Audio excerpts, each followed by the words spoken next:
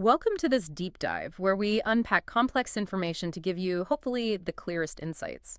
Today, we're digging into an interesting investment analysis of Bank of America stock, BAC. This is based on a detailed report you provided. That's right. And our source here is an investor named TERRA, who focuses on value and dividends.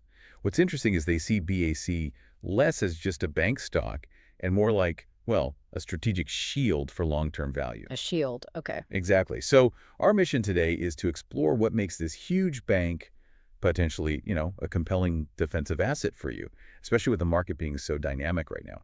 Let's get into it. So Terra's approach sounds like they're strategic about it, like a general favoring those stable stocks, maybe like a Coca-Cola or a P&G. Precisely. That kind of stability focus. Mm. And for TERRA, banking giants like BAC aren't just another line item. They're framed as this vital defensive asset. That's the shield idea for your long-term portfolio. Okay, so the shield.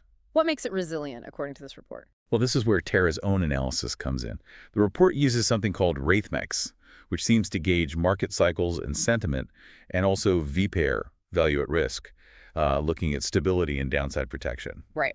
And these tools suggest BAC is likely heading into what they call a sustainable upward box pattern over the long haul. Feel a bit like a steady, slightly upward channel, even with market noise. A predictable upward channel.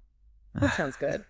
But the analysis also mentions some short-term weakening and adjustment in the swing and midterm rhythms. It does. So how does a shield actively prepare for a counterattack then? Is it just sitting there, or is there something more tactical Terra sees? Yeah, that's a really good question. It's about seeing the difference between just a dip and a strategic pause.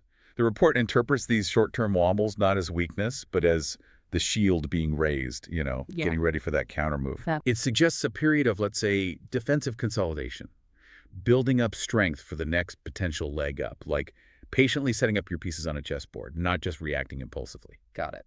So defensive consolidation. And what about the hard numbers? Do they back up this shield idea for 2024? They seem to. Looking at the data, BAC has a decent 2.9% dividend yield, and its price-to-earnings ratio, the PER, is around 12.7.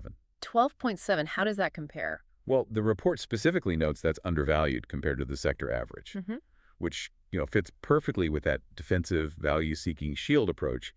It's offering both income and potentially a good entry price. So given that financial picture and the whole philosophy, how does Terra suggest you actually act on this? What's the strategy? Right. It's definitely not about chasing quick gains. Yeah. The report calls for a shield-type phased buying strategy.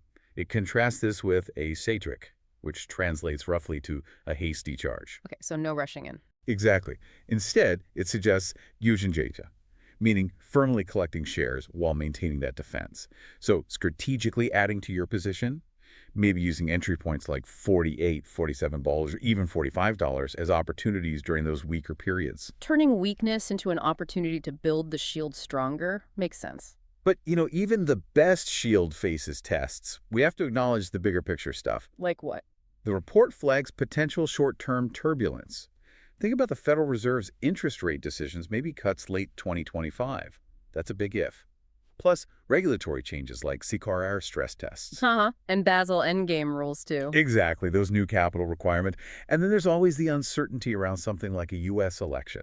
So the big question is, how well does this shield actually stand up against those kinds of major external pressures? That's the key question, isn't it? But the report seems to argue that, despite all that, the underlying fundamental stability of a massive bank like BAC tends to sort of hold its ground. That's the core argument. And they point to market sentiment maybe backing this up.